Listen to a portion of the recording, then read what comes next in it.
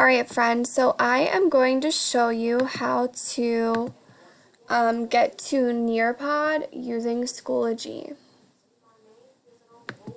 You're going to click on Courses, and then pick your course. Then you're going to scroll down and click on Nearpod. Click there.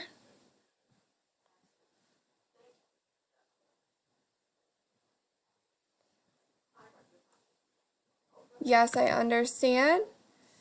And then you're going to enter the code that Miss Lynch gives you. So click into enter code and type in your code that Miss Lynch gave you.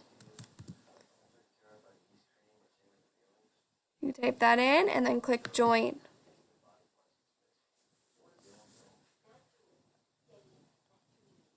And then you're there. You need to enter your name.